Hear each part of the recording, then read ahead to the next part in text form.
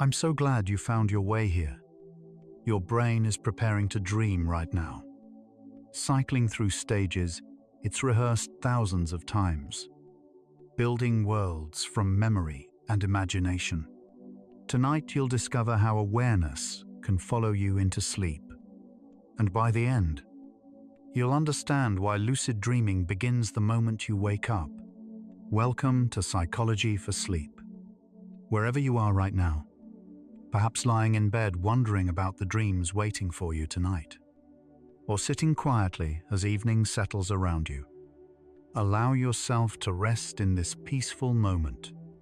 We'll journey through 100 psychology facts about lucid dreaming and consciousness, from the moment sleep begins and your first dream forms, to that spark of recognition when you realize you're dreaming, to the truth that awareness itself is the doorway.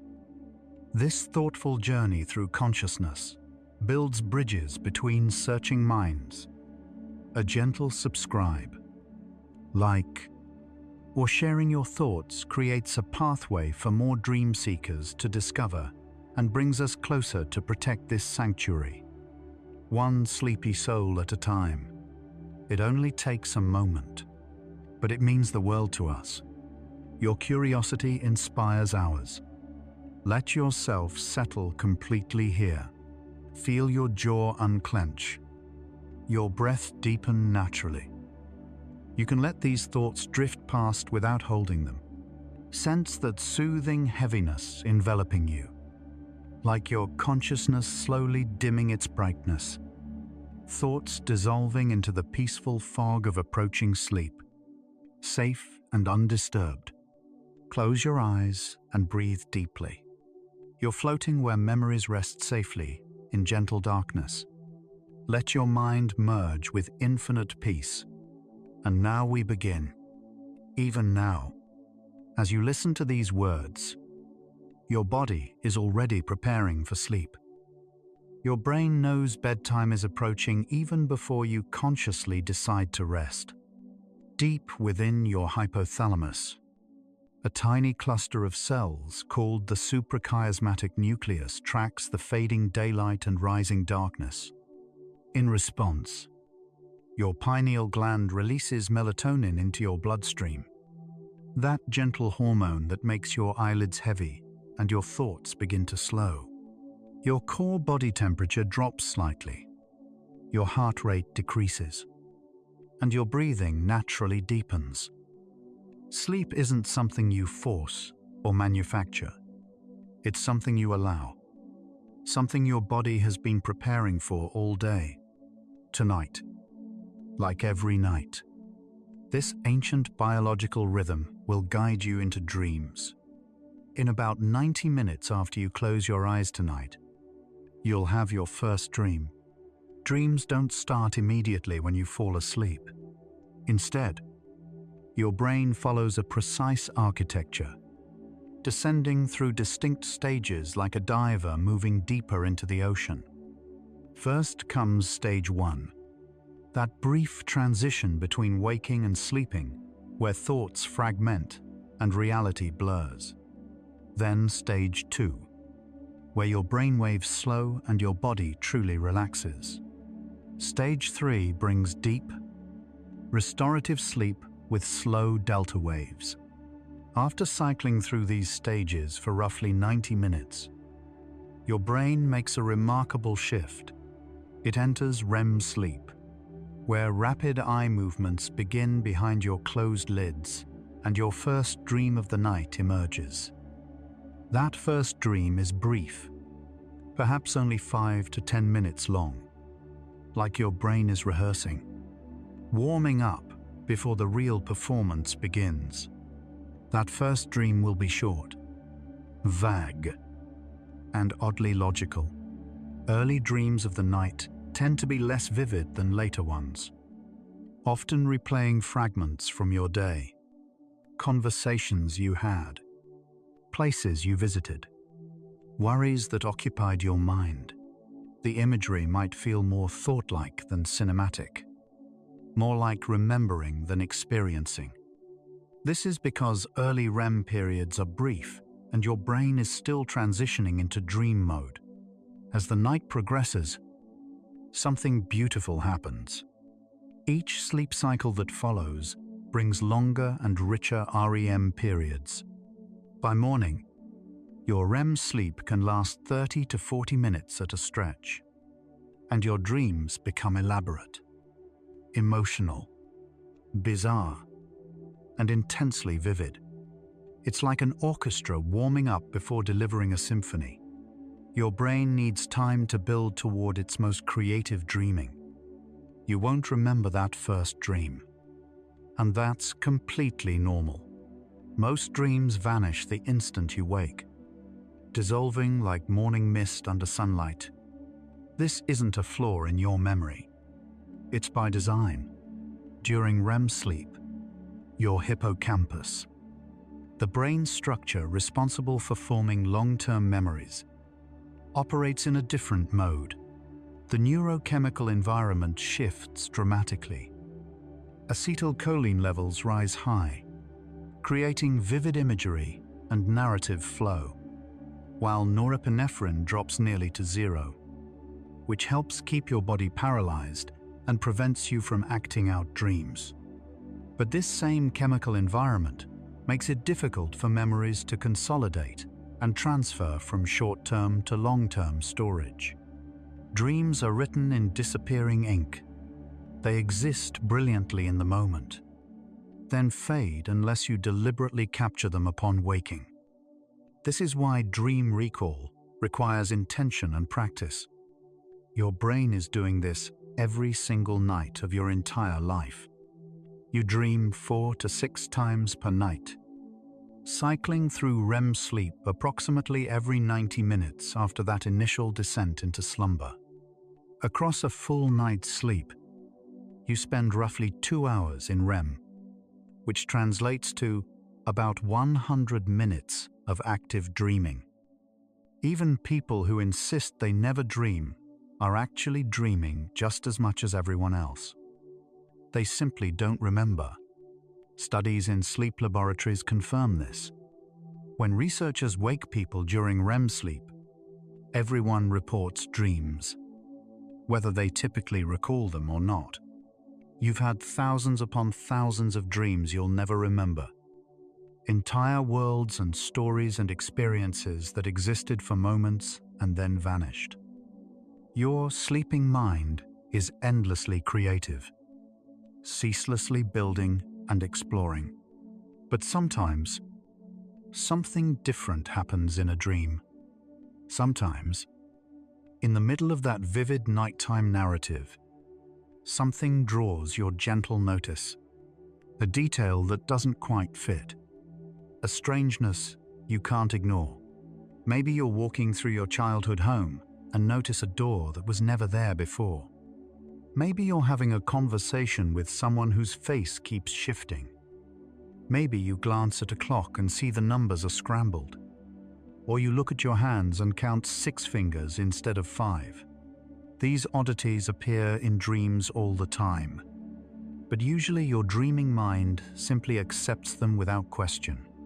The dream logic makes everything seem normal, even the impossible. But sometimes, just sometimes, when you notice something odd in a dream, a tiny spark of questioning ignites. Wait. Some part of your mind whispers, "That's not right." This moment of doubt, this gentle skepticism, is the seed of lucid dreaming. In most dreams, you're completely absorbed in the narrative, experiencing events without questioning their reality. Your critical thinking is offline. Your ability to reflect and analyze temporarily suspended. But occasionally, despite the chemical conditions that normally suppress your frontal lobe's questioning nature, a glimmer of awareness persists. You might see text that changes when you look away and look back. You might try to turn on a light switch and find it doesn't work. You might realize you're breathing underwater or flying without fear. These are dream signs, clues scattered throughout the landscape of sleep. Dream signs are personal and unique to each dreamer. Some people frequently dream about losing their teeth or being unable to run. Others dream of showing up to work naked or taking an exam they didn't study for. Your recurring dream themes, your personal impossibilities, become your signature signs. Researchers have identified common categories. Your environment might shift suddenly. The laws of physics might bend. Time might jump forward or backward. Or people might transform into others. But the specific details are yours alone.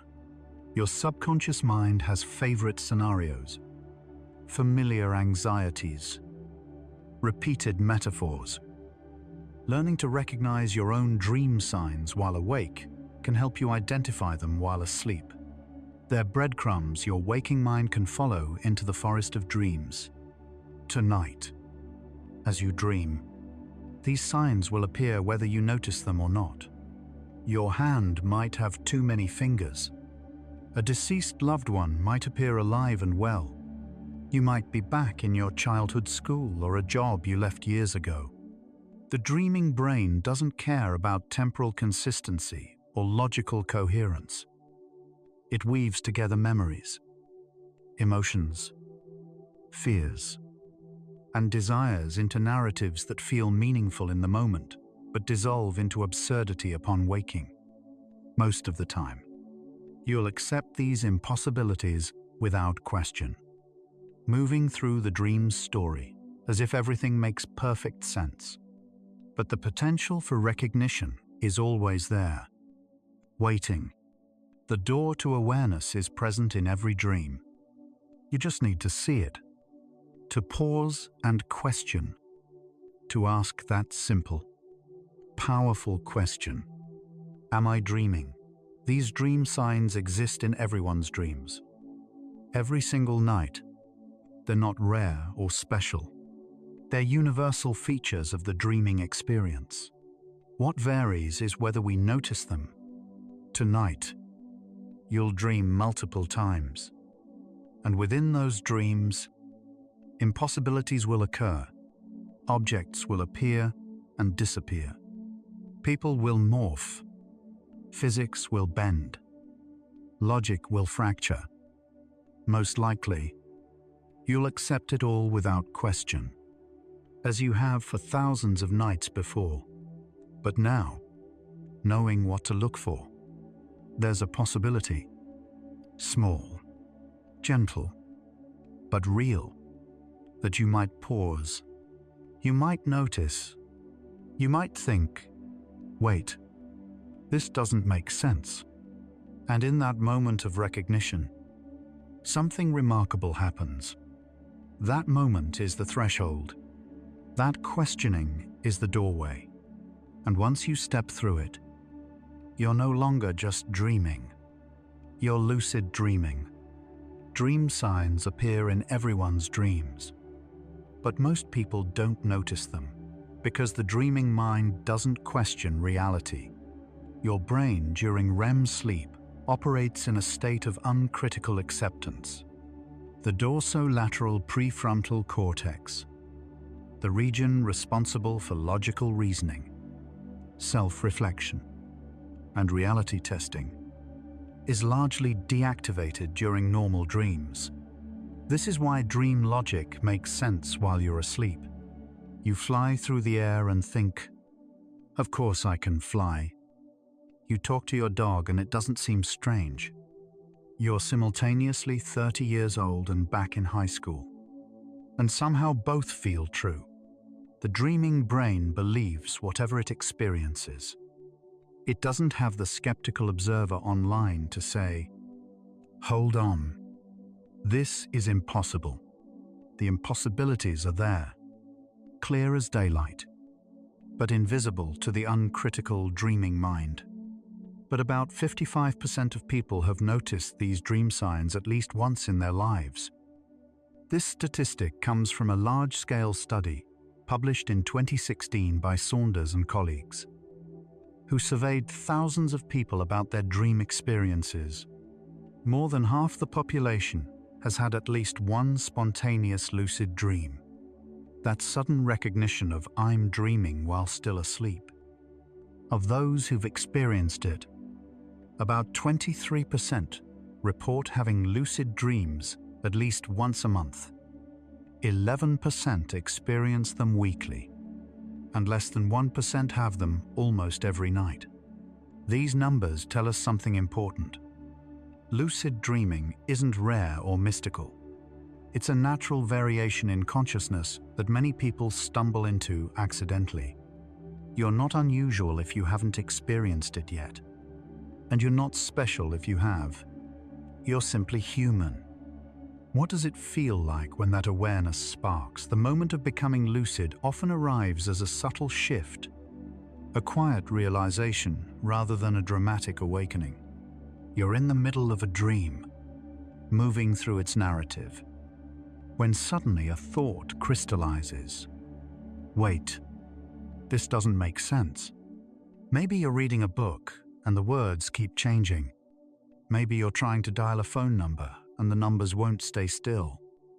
Maybe you're flying or breathing underwater or talking to someone who died years ago. And in that moment, something clicks. A light switches on in your sleeping mind. Oh, you think, with a mixture of surprise and clarity, I'm dreaming. That's the moment of lucidity. That sudden clarity feels like waking up. But you're not waking up. You're waking up inside the dream. The experience is strange and paradoxical. One moment you're absorbed in the dream's narrative, believing completely in its reality. The next moment you're aware, observing, recognizing the dream as a dream while still remaining asleep. Your body stays in bed, paralyzed by REM atonia, your eyes moving rapidly beneath closed lids. But your mind shifts into a different gear. You can think clearly, remember who you are in waking life, make decisions, and observe the dream with a kind of detached awareness. You're in two states simultaneously, asleep and aware, dreaming and conscious. It's one of the strangest experiences consciousness can have, a hybrid state that shouldn't exist according to our usual categories of wake and sleep. The dream world doesn't disappear when you become lucid. That's a common misconception. People imagine that realizing you're dreaming would immediately break the spell and wake you up. Sometimes that does happen, especially in your first few lucid dreams when the excitement of recognition is too strong. But with practice and calmness, the dream continues. The landscape remains. The characters persist. The narrative flows on. But now you're aware. You can look around with curiosity instead of blind acceptance. You can make choices instead of being swept along by dream logic. You can fly intentionally instead of accidentally. Explore consciously instead of wandering. The dream becomes a space you inhabit with awareness. A virtual reality you know is virtual but feels utterly real. You're still dreaming, but now you know you're dreaming. Scientists can actually measure when someone becomes lucid in a dream. This might sound impossible. How can you observe someone's subjective experience while they're asleep? But researchers developed a clever method in the 1970s and 1980s. They asked lucid dreamers to make a specific prearranged eye movement pattern once they realized they were dreaming, typically moving their eyes left, right several times in quick succession. Because eye muscles aren't paralyzed during REM sleep, these signals could be detected on an electrooculogram, a device that tracks eye movements. When researchers saw this prearranged signal during REM sleep, they knew the person had become lucid. They could then correlate that moment with brainwave patterns, proving that lucid dreaming is a real, measurable state of consciousness. It's not imagination or fabrication. It's a documented phenomenon. When you become lucid, something specific happens in your brain. Your prefrontal cortex, particularly the dorsolateral region, partially reactivates. This is the area responsible for executive functions, planning, self-reflection, working memory, and critically, the ability to monitor and evaluate your own thoughts. Normally, during REM sleep, this region is quiet, its activity suppressed. But in lucid dreaming, functional MRI scans show increased activation in the frontal and frontolateral areas of the cortex. A study by Ursula Voss and colleagues in 2009 found that lucid dreaming is associated with increased gamma wave activity, particularly in the 40 Hz range. In frontal regions, these high-frequency brainwaves are associated with conscious awareness and cognitive control. In a lucid dream, your thinking brain comes back online, while your body and the rest of your brain remain deeply asleep, but your body stays asleep, safely paralyzed in bed. During REM sleep, a mechanism called REM atonia prevents your muscles from moving, protecting you from acting out your dreams. Your brain sends signals to your voluntary muscles that essentially shut them down, except for your diaphragm so you can breathe and your eye muscles. Hence the rapid eye movements. This paralysis continues even when you become lucid. You might be flying through dream skies or running through dream forests, but your physical body remains still. The sensations of movement, of having a body in the dream, are entirely constructed by your brain. Your dream body feels real, responds to your intentions, and provides sensory feedback. But your actual body rests motionless, breathing quietly in the dark. Brain scans reveal that lucid dreaming is truly a hybrid state, a bridge between waking consciousness and sleeping dreams. Your brain is simultaneously in REM sleep, generating vivid imagery and narrative, while also activating regions typically associated with waking awareness and self-reflection. Researchers describe it as a dissociated state, where different aspects of consciousness operate at different levels. You have the metacognitive awareness of waking life, the ability to think about your thoughts, to know that you know, combined with the surreal, physics-defying imagery of dreams. You can think critically while experiencing impossibilities. You can remember your waking identity while inhabiting a dream body. It's as if the boundary between sleeping and waking becomes permeable, allowing aspects of each state to coexist. Two states that should be mutually exclusive somehow merge. This isn't fantasy or wishful thinking. Lucid dreaming is a measurable, documented state of consciousness that your brain is naturally capable of producing. Scientists have confirmed it through brain imaging, eye movement signals, and physiological measurements. It's as real as any other state of consciousness, as real as being awake, or being in deep sleep, or being in REM. The question isn't whether lucid dreaming is possible.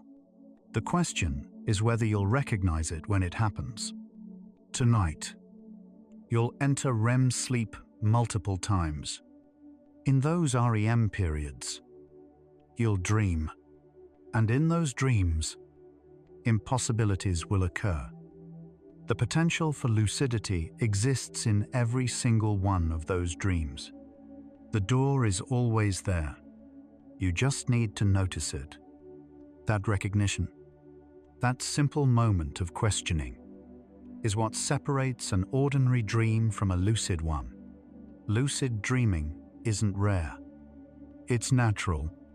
This is important to understand because many people think of lucid dreaming as an exotic skill, something mystical or spiritual that only certain gifted individuals can access. But the research tells a different story. It's a natural variation in human consciousness, a state that many people experience spontaneously without training or effort. The scientific documentation of lucid dreaming began in the 1970s with Keith Hearn's experiments at Hull University, and expanded significantly in the 1980s with Stephen LeBurger's work at Stanford. What they discovered wasn't something new or supernatural, but something humans had been experiencing for as long as we've been dreaming. They simply figured out how to prove it, how to measure it, how to study it systematically. Children tend to lucid dream more frequently than adults. Studies show that younger children, particularly those between ages 5 and 12, report higher rates of spontaneous lucid dreaming than teenagers or adults. There are several reasons for this. Children have more REM sleep than adults. Newborns spend about 50% of their sleep in REM, compared to 20 to 25% for adults. More REM means more opportunities for lucid dreams. Additionally, children's prefrontal cortex development is still in progress, which might paradoxically make the boundary between sleeping and waking consciousness more permeable. And children often use lucid dreaming naturally as a coping mechanism for nightmares. When a child realizes it's just a dream, the scary monster loses its power. You probably did this as a child, even if you don't remember it now. Your brain already has all the equipment needed for lucid dreaming. You don't need any special talent, any particular gift, any unique brain structure. Everyone who dreams has the capacity for lucid dreaming because the mechanisms are built into normal human neurology. You have a prefrontal cortex capable of self-reflection. You have REM sleep that produces vivid dreams. You have the neuroplasticity to strengthen connections between waking awareness and dreaming states. The difference between someone who lucid dreams frequently and someone who never has isn't about hardware. It's about awareness, attention, and practice. It's like having eyes but not noticing the stars. The capacity is there, universal and waiting. The question is simply whether you've learned to use it, whether you've trained your mind to maintain a thread of awareness as you descend into sleep. The question isn't, can I lucid dream? But rather, when will I notice I'm dreaming? This reframe is crucial.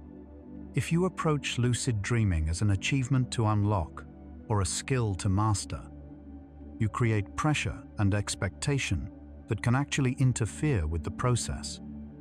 But if you approach it as recognition, as simply noticing something that's already happening, the pressure dissolves. You will dream tonight. That's guaranteed. Your brain will generate 4 to 6 REM periods, each one containing vivid, bizarre, impossible imagery. The dreams are coming whether you want them or not. The only variable is whether you'll recognize them as dreams while they're happening. Will you notice the dream signs? Will you question the impossibilities? Will you pause and ask, am I dreaming? That moment of questioning is all it takes. So how do you lucid dream? The first step is understanding that you already dream every single night, that your brain is already creating these vivid, elaborate worlds while you sleep. The dreams are there. The capacity is there. What's missing is simply the recognition, the awareness, the questioning mind that says, wait, this is strange. Lucid dreaming begins not with exotic techniques or complicated methods, but with this understanding: you are a dreamer, every night, without fail. You enter other worlds. Usually you believe those worlds completely, accepting their logic without question. But you don't have to. You can train your mind to maintain a gentle thread of awareness that follows you into sleep. In the facts ahead, we'll explore how that awareness develops, why it sometimes emerges spontaneously, and what creates the conditions for recognition to occur. The door is already there. Now we learn to see it. Let's pause here and notice your body. As you breathe out slowly, appreciate each tiny sensation, your heart beating without your command, your lungs expanding and contracting in their eternal rhythm, the weight of your body against the surface beneath you. Notice the gentle sensations on your skin, the temperature of the air, the subtle pressure of clothing or blankets. You are an ecosystem, complete and self-regulating, working in silence to keep you alive. Trillions of cells cooperating. Your body knows how to sleep, just as it knows how to breathe. You don't need to learn it or force it. Simply allow it. Feel yourself here, present, aware. This awareness, this simple noticing, is what can follow you into dreams. Not through effort, but through presence. Now we continue. Most dreams are non-lucid because your frontal lobe sleeps deeply while the rest of your brain dreams vividly. The dorsolateral prefrontal cortex, that region behind your forehead, responsible for critical thinking and self-reflection, typically shows very low activity during REM sleep. This is the part of your brain that questions, analyzes, and evaluates reality. It's what makes you think, that doesn't make sense. Or is this real? During waking life. It's constantly active, helping you plan, make decisions, and distinguish reality from imagination. But when you dream, it goes offline. The lights dim, the skeptic falls asleep, and without that questioning voice, your dreaming mind accepts whatever it experiences as real. Flying elephants, sure. Dead relatives alive, of course. Impossible architecture, why not? Everything seems perfectly normal, without the critic to point out the absurdities. In lucid dreams, the dorsolateral prefrontal cortex partially reactivates. Functional MRI studies by Ursula Voss and her colleagues, published in 2009 and expanded in 2014, showed this clearly. They scanned the brains of people during lucid REM sleep and found increased activity in frontal and frontolateral areas, particularly in the 40 Hz gamma frequency range. Gamma waves are associated with consciousness, attention, and cognitive control. The very things you need to recognize you're dreaming. It's like a light switching on in a dark room. The critic wakes up just enough to say, "Hold on, this is strange." But here's the interesting part. The frontal lobe doesn't fully activate. If it did, you'd simply wake up. Instead, it reaches a middle state, active enough for awareness, but not so active that it disrupts the dream itself. You're still in REM sleep during a lucid dream. Your body remains paralyzed. Your eyes continue their rapid movements, and the vivid imagery of dreaming persists. This is what makes lucid dreaming so fascinating neurologically. You're in a hybrid state that combines aspects of both sleeping and waking consciousness. Your visual cortex fires intensely, creating the dream scenery. Your limbic system generates emotions. Your brainstem keeps you in REM, cycling through its 90-minute patterns. But simultaneously, Your prefrontal cortex activates enough to give you metacognition, awareness of your own mental state. You can think critically while experiencing the impossible. You can remember your waking identity while inhabiting a dream body. You can observe your thoughts while having them. It's consciousness, observing consciousness. Awareness watching itself dream. The brain chemistry during lucid dreams is unique and delicate. During normal REM sleep, acetylcholine levels are very high. This neurotransmitter is essential for generating the vivid imagery and narrative flow of dreams. Meanwhile, norepinephrine, serotonin, and histamine drop nearly to zero, which helps maintain the dissociation between your brain's motor commands and your actual muscles, keeping you safely paralyzed. But when you become lucid, researchers believe there's a subtle shift in this neurochemical balance. Some studies suggest a slight increase in norepinephrine might occur, just enough to activate frontal regions without disrupting REM. It's like walking a tightrope between two states.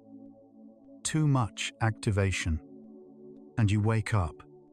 Too little, and awareness fades back into ordinary dreaming. Lucidity exists in that narrow window between, think of it like a dimmer switch rather than an on-off toggle. Your frontal lobe isn't completely off during normal dreams, and it isn't fully on during lucid dreams. It exists on a spectrum. In deep, non-lucid dreams, the dimmer is at 0%. No critical awareness. Complete absorption in the dream narrative. In full waking consciousness, the dimmer is at 100%. Clear thinking, logical reasoning, reality testing all fully engaged. Lucid dreaming puts that dimmer somewhere around 30 to 50%.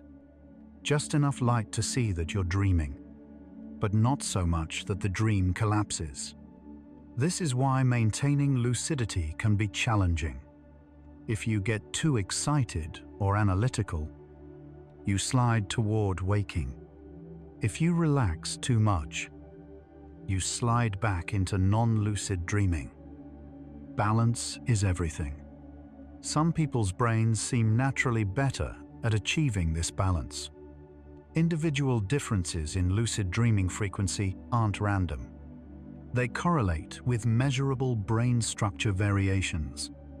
A 2018 study by Jennifer Baird and colleagues at the University of Wisconsin found that frequent lucid dreamers have greater gray matter volume in the anterior prefrontal cortex compared to people who rarely or never lucid dream. This region, located at the very front of your frontal lobe, is associated with self-reflection and metacognition. It's the part of your brain that thinks about thinking, that observes your own mental processes. Having more neural tissue there, or stronger connections to and from that area, might make it easier for awareness to persist even when the rest of your brain is dreaming.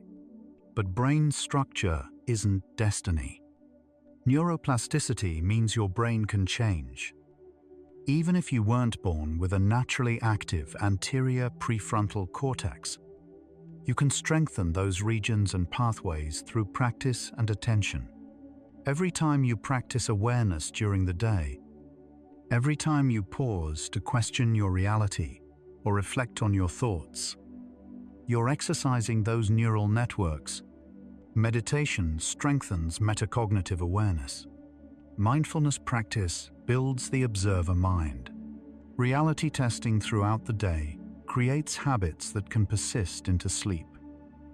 Your brain is constantly remodeling itself based on what you do, what you practice, what you pay attention to. If you cultivate awareness while awake, your sleeping brain begins to retain threads of that awareness. The capacity grows. The dimmer switch learns to find that sweet spot between 0 and 100. The boundary between waking and sleeping isn't as solid as we typically think. We imagine sleep as an off state and waking as an on state, with a clear division between them. But consciousness is more fluid than that. Throughout the day, you drift through different levels of alertness and awareness. When you daydream, when you drive on autopilot, when you lose yourself in a book or movie, your consciousness shifts. And during sleep, you cycle through distinct stages, each with its own quality of awareness. REM sleep isn't uniform. It varies in depth and intensity throughout the night. Some REM periods are lighter, more permeable to awareness. These are the windows where lucidity most naturally emerges, where the boundary between sleeping and waking becomes thin enough to see through. Late-night REM periods, particularly in the early morning hours, are most conducive to lucid dreaming. As you sleep through the night, your REM periods grow progressively longer and more vivid. The first REM period might last only 5 to 10 minutes, but by your fourth or fifth cycle, 6 to 8 hours into sleep, REM periods can extend to 30 or 40 minutes, sometimes longer. These late REM periods are when dreams become most elaborate, most emotional, and most bizarre. They're also when your brain begins its natural ascent toward waking, when sleep becomes lighter and the boundary between dreaming and consciousness thins. This is why many lucid dreams occur in the early morning, in those hours before you naturally wake up. The door between worlds stands slightly ajar. Understanding this neuroscience helps demystify lucid dreaming. It's not magic, not supernatural, not a spiritual gift reserved for the enlightened few. It's a natural variation in how your brain processes REM sleep, a state that occurs when certain regions activate while others remain quiescent. Anyone with a functioning brain can experience it because the mechanisms are built into normal human neurology. Some people stumble into it spontaneously, their brains naturally finding that balance without training. Others need to consciously cultivate the conditions, strengthening awareness and creating habits that persist into sleep. But either way, it's your brain doing what brains do, cycling through states of consciousness, sometimes blending those states in interesting ways, sometimes maintaining awareness, even in sleep's deep waters. It's natural, normal, and accessible. Frequent lucid dreamers tend to share certain psychological traits. Personality research by Michael Schriedel and Daniel Erlacher found correlations between lucid dreaming frequency and specific characteristics. High openness to experience is one of the strongest predictors. People who are curious, imaginative, and willing to explore new ideas and sensations tend to lucid dream more often. Introspection, the tendency to examine your own thoughts and feelings, also correlates with lucidity. So does creativity, particularly the ability to think divergently and make unusual associations. These traits don't cause lucid dreaming directly, but they create a mental environment where awareness is more likely to persist across states of consciousness. The reflective mind, the curious mind, the mind that asks questions and explores possibilities. This is the mind that most easily recognizes its dreaming. Meditation practitioners lucid dream significantly more than the general population. Multiple studies have documented this correlation. A 2015 study published in Consciousness and Cognition found that people who meditate regularly report lucid dreams approximately 4 times more frequently than non-meditators. Why? because meditation and lucid dreaming both involve metacognitive awareness, the ability to observe your own mental processes without getting swept away by them. When you meditate, you practice noticing thoughts without being thoughts, observing emotions without becoming emotions, maintaining a witness perspective even while experiencing. This same skill transfers to sleep. The mind trained to observe itself while awake retains some of that observer function while dreaming. You're not creating a new ability. You're cultivating an awareness that naturally extends into all states of consciousness, including dreams. The practice is the same whether your eyes are open or closed. Interestingly, video gamers also report higher rates of lucid dreaming. A 2006 study by Jane Gackenbach found that people who frequently play video games, particularly immersive ones, have more lucid dreams than non-gamers. This unexpected correlation might relate to how gaming trains your brain to navigate alternate realities. When you play a video game, you're consciously aware that you're in a virtual environment, that it's not real, but you're deeply engaged with its rules and narrative. Your brain practices maintaining dual awareness. This is a simulation, and I'm actively participating in it. This exact combination of awareness and immersion is what defines lucid dreaming. Your sleeping brain, familiar with navigating virtual worlds, may find it easier to recognize dream environments as constructions while still engaging with them fully. But the strongest predictor of lucid dreaming frequency is dream recall. This is the foundation everything else builds upon.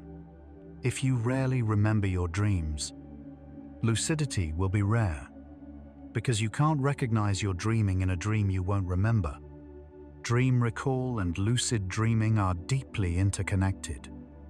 Both require your brain to maintain some thread of awareness, some connection between your sleeping experience and your waking consciousness. People who naturally remember multiple dreams every night are more likely to spontaneously become lucid. People who start keeping dream journals and improve their recall often find that lucid dreams begin occurring more frequently without any other practice. Memory is the bridge. Before you can be aware in dreams, you need to remember that you dream. The first step toward lucidity is simply paying attention to the dreams you already have. These patterns reveal something crucial about how to lucid dream. It's not about forcing your brain to do something unnatural or learning some exotic skill. It's about allowing your natural awareness to stay present when you fall asleep. People who meditate aren't adding something new to their sleep. They're simply maintaining the witness consciousness they practice while awake. People with good dream recall aren't doing anything special. They're just paying attention. The reflective, curious, open mind is more likely to question dream reality because that's what it does all the time. Sleeping or waking, lucid dreaming emerges naturally when you create the right conditions.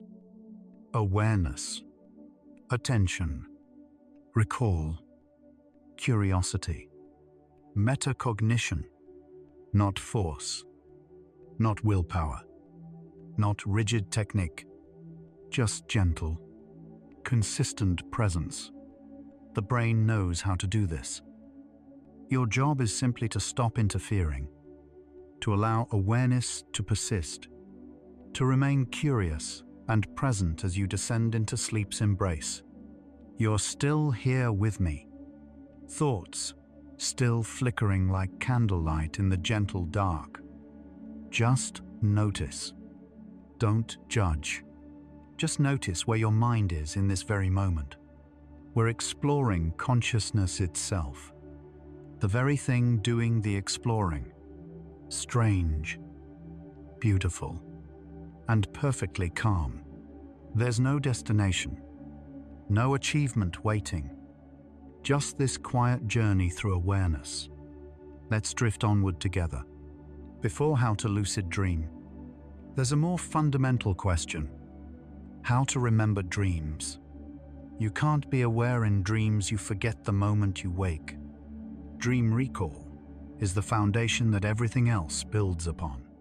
Without memory connecting your sleeping and waking consciousness, lucidity becomes random and rare. Think about it.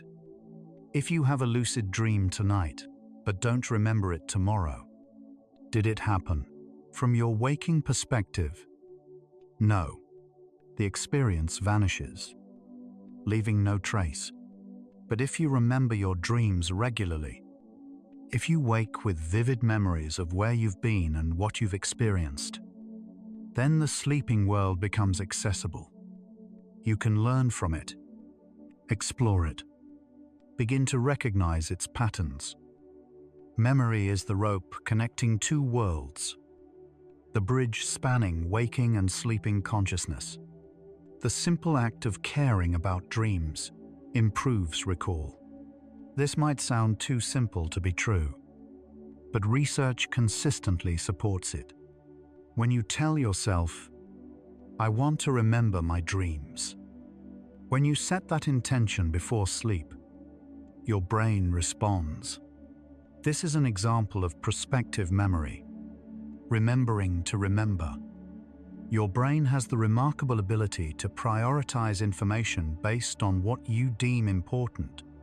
If you've never paid attention to dreams, if you've always dismissed them as meaningless noise, your brain learned long ago to discard them immediately upon waking. But when you decide dreams matter, when you approach them with curiosity and intention, your brain begins encoding them differently, transferring them from fleeting short-term memory into something more lasting. What you pay attention to, you keep. What you ignore disappears. Writing dreams down trains your brain that they're important and worth storing. The act of recording a dream, even just fragments, sends a clear signal to your unconscious. This matters. Save this information. Keep a notebook and pen beside your bed. When you wake, before you move or think about your day, capture whatever you remember. It doesn't need to be elaborate. A few words, an image, an emotion, a fragment of narrative. Even writing, "I dreamed but can't remember details," acknowledges the dream's existence. Over time, this practice strengthens the neural pathways involved in dream recall. Your hippocampus, responsible for memory consolidation, begins prioritizing dream content. The bridge between sleeping and waking consciousness grows stronger. Each note you take teaches your mind to notice, to hold on, to bring dream memories across the threshold into waking life. Within 2 to 3 weeks of consistent dream journaling, many people notice significant improvement in recall. Studies show that those who start remembering 0 to 1 dream per week often progress to 3 or 4 dreams weekly, though individual results vary widely. Some people see rapid improvement in just days, while others need several weeks of patient practice. The timeline isn't fixed or guaranteed, but over time, the trend is clear and consistent. The practice strengthens the neural pathways your brain uses to transfer dream memories from sleep to waking consciousness. Your brain is trainable. The capacity for dream recall isn't fixed or innate. It responds to attention and practice like any other skill. The dreams were always there. You're simply learning to see them, to hold them, to bring them back with you when you wake. With improved recall often comes increased lucidity, sometimes without any other practice. This connection isn't accidental. As you remember more dreams, You become familiar with your personal dream patterns, your recurring themes, your characteristic dream signs. You start recognizing, even in waking life, oh, that's the kind of thing that happens in my dreams. This recognition builds a kind of literacy in your dream language. When you dream again and encounter similar patterns, some part of your mind might whisper, wait, I know this pattern. This is a dream. The lucid dreams often arrive uninvited once recall improves. Spontaneous recognitions emerging from familiarity with your dream world. You don't find lucid dreams through technique alone. They find you when you're ready. When you've built the foundation of awareness and memory that allows recognition to occur. Some people practice reality checks during waking life. These are brief moments throughout the day when you pause and question whether you're dreaming. It might sound odd. Of course, you're awake in this present moment, listening. But the practice isn't really about testing your current reality. It's about building a habit, training your mind to periodically ask, am I dreaming? The idea is simple. If you make this questioning a habit during the day, the habit will eventually persist into your dreams. In a dream, when you ask, am I dreaming? And perform a reality check, the test will fail in revealing ways. But first, the habit needs to form. You're not testing reality to prove you're awake. You're training your mind to periodically become self-aware, to notice its own state. The classic reality check is looking at your hands. Hold your hands up in front of you and really look at them. Count your fingers. Notice the details, the lines, the texture, the way light falls on your skin. In waking life, this seems pointless. Your hands are your hands, stable and familiar. But in dreams, hands often look strange. You might have 6 fingers, or 3, or your hands might morph and shift as you watch them. Text is another good reality test. Read something, look away, then read it again. In waking life, text stays stable. In dreams, words change. Letters rearrange. Sentences transform into gibberish. The test that always passes while you're awake will suddenly fail in a dream, and that failure becomes your cue. I'm dreaming. Others use a technique called MILD, developed by Stephen LeBerg in the 1980s. MILD stands for Mnemonic Induction of Lucid Dreams. It's a form of prospective memory training. As you're falling asleep, you repeat a phrase to yourself. Next time I'm dreaming, I will remember I'm dreaming. You set an intention, plant a seed, create a mental note that you hope will activate during REM sleep. The technique draws on the same cognitive mechanism you use when you think, I need to remember to mail that letter tomorrow. You're programming yourself to remember to do something in the future.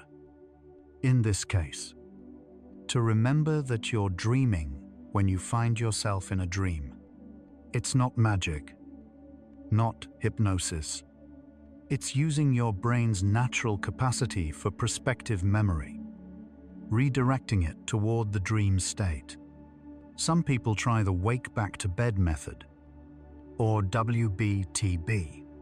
Set a gentle alarm for 5 or 6 hours after you fall asleep. When it wakes you, get up for 20 to 30 minutes. Stay awake, but keep the lights dim and activities calm. Read about lucid dreaming. Review your dream journal. Meditate quietly. Then return to bed with the intention to notice you're dreaming. Why does this work? Because you're interrupting your sleep cycle and then re-entering during a time when REM periods are long and vivid. Your mind is more alert than it would be if you'd slept through. So when you slide back into REM, awareness is more likely to persist. You're catching your brain in that liminal space between wake and sleep, when the boundary is thinnest and most permeable. It's a doorway deliberately opened at the threshold. Halfway through our journey, notice what all these approaches share. None of them force lucidity to happen. None of them control the dream through willpower or technique alone. Instead, they create conditions where awareness might persist, where recognition might occur. Dream journaling builds the bridge of memory. Reality checks establish a habit of questioning. Mild sets an intention. WBTB times your re-entry into sleep for maximum awareness. But in every case, the dream must be allowed, not commanded. You can't force yourself to recognize you're dreaming any more than you can force yourself to fall asleep. What you can do is prepare the ground, create the conditions, remove obstacles, strengthen awareness. The rest happens naturally when you're ready. When the pieces align, when some part of your sleeping mind remembers to question, to notice, to recognize the dream for what it is. Let's pause here and feel that allowing. Breathe and notice this present moment. Even now, this second you're breathing, listening, existing. It's unique in all the universe. It will never come again. Notice the space around you, the air touching your skin, the sounds near and far. Notice time flowing, moment by moment, carrying you gently forward. In dreams, time bends and breaks. You might live years in minutes, or wander for seconds that feel like hours. But awareness remains. The witnessing consciousness, the you that notices, it persists through all changes. Whether time moves fast or slow, whether you're here or there, asleep or awake, awareness is the constant. Notice yourself noticing. This is what follows you into dreams. Not thought, not control, just this. Awareness, aware of itself. Now we continue drifting. Tonight, I will lucid dream. This determination often prevents lucid dreaming. There's a paradox at the heart of this practice. Intention helps. Yes, caring about lucid dreaming matters. But when intention becomes demand, when wanting becomes grasping, it creates tension and anxiety. That tension disrupts the very thing you're trying to achieve.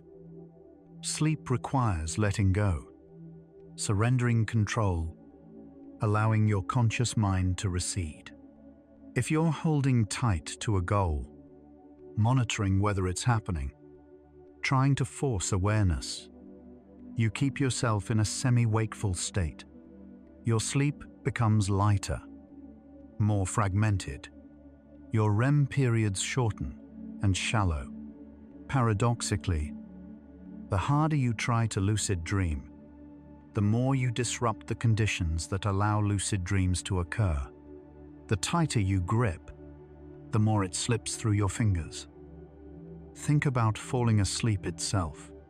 You can't force yourself to sleep. You've probably experienced this. Lying in bed, exhausted but wide awake, thinking I need to sleep. I have to sleep. Why aren't I sleeping? And the more you try, the more sleep eludes you. Sleep is surrender, not achievement. You can create conditions: a dark room, a comfortable bed, a quiet mind. But then you have to let go. You have to stop trying. The moment you stop monitoring whether you're falling asleep is usually the moment you actually do. Lucid dreaming works the same way. You can practice techniques, build awareness, set intentions, but at the actual moment of falling asleep and dreaming, you need to release control.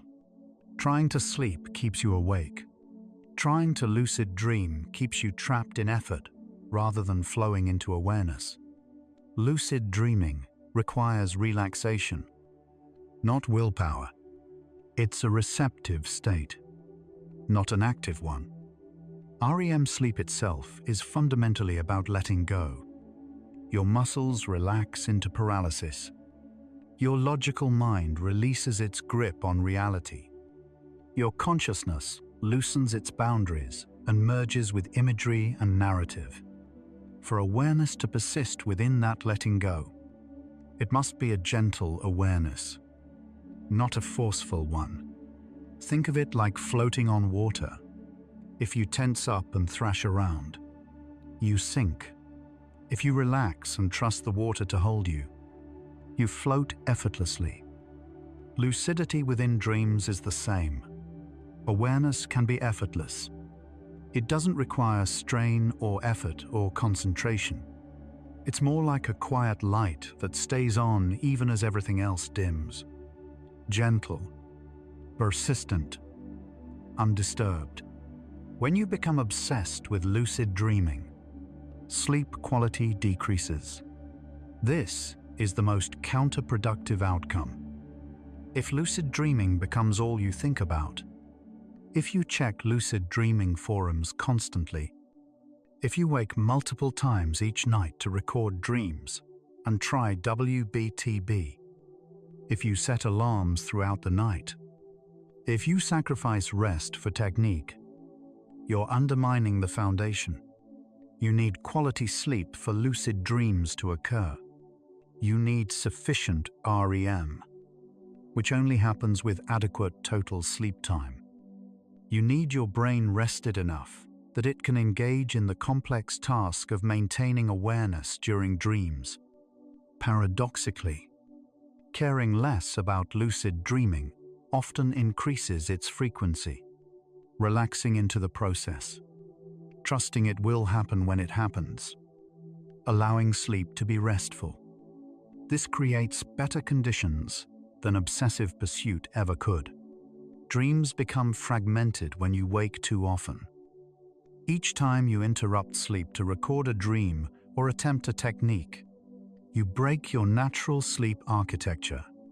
Your brain needs to complete its cycles. If you wake during every REM period, those periods become shallower and shorter. Your brain starts anticipating the interruption, which keeps it in a lighter sleep state. The dreams that do occur become less vivid, less memorable, less conducive to lucidity. It's better to wake naturally in the morning and record what you remember from the entire night than to interrupt sleep constantly. Let your sleep be whole. Let your dreams complete their cycles. The memories worth keeping will often survive until morning. Everything else can dissolve. And that's okay. Rest is more important than recording every fragment. Frustration builds when expectations aren't met, and that frustration creates more tension. I've been trying for weeks and nothing's happening. What's wrong with me? This thought pattern undermines everything. First, it's not true. Lucid dreaming takes time for most people, and a few weeks is barely the beginning. Second, it creates emotional pressure that interferes with the relaxation necessary for sleep. Third, it frames lucid dreaming as something you should be able to do, turning a natural phenomenon into a performance you're failing. But there's no timeline. There's no requirement. Some people spontaneously lucid dream their first night of trying. Others practice for months or years before it happens. Neither is wrong. Neither is failing. The journey itself is the practice, regardless of when the destination arrives. There's a psychological principle called ironic process theory. When you try not to think about something, you end up thinking about it more. Don't think about a pink elephant. And suddenly that's all you can think about. The act of trying to suppress a thought requires monitoring for that thought, which brings it to mind. The same applies to trying to force awareness or lucidity. I must stay aware. I must notice I'm dreaming. This creates a kind of mental effort that's incompatible with the relaxed state needed for sleep and dreams. You're gripping when you should be releasing.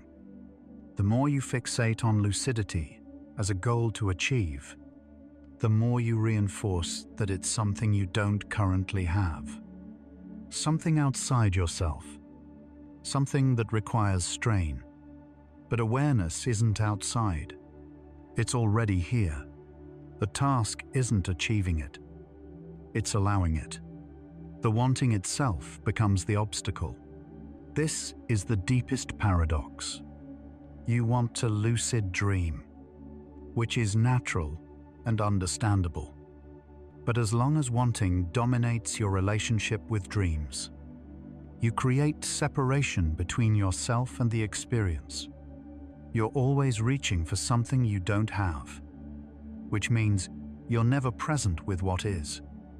In dreams, you're busy trying to become lucid instead of noticing that you're already dreaming. The wanting prevents the noticing. When lucid dreams finally occur for most people, it's often in periods when they've stopped trying so hard, when they've relaxed their grip, when they've returned to simple curiosity and presence without demand. The wanting dissolves, and in its absence, awareness emerges naturally, not because you achieved it, but because you stopped blocking it. People who lucid dream regularly aren't trying anymore. This is the shift that happens with experience. In the beginning, there's effort, technique, intention, desire. But over time, for those who persist, lucid dreaming becomes less about doing and more about being. They're not employing techniques. They're simply aware. During the day, they notice details, question reality occasionally, remain present with their experience. At night, that same quality of awareness persists. They're not forcing it or monitoring for it. It's just there.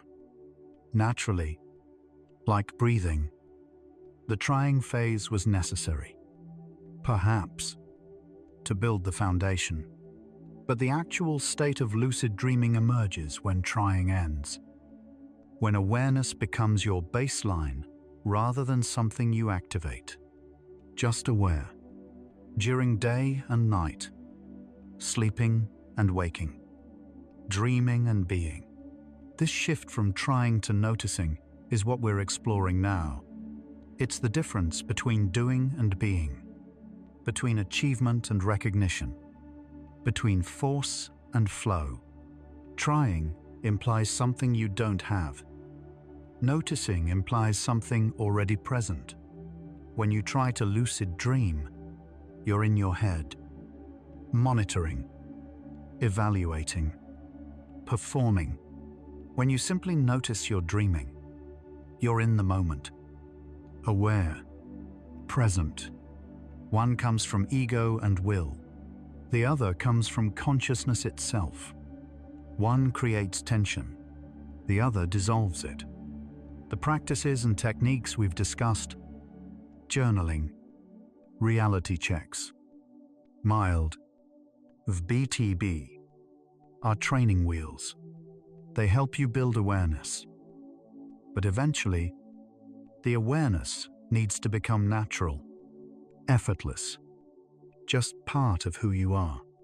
Then lucid dreams come not because you earned them, but because you're ready. Metacognition means awareness of awareness.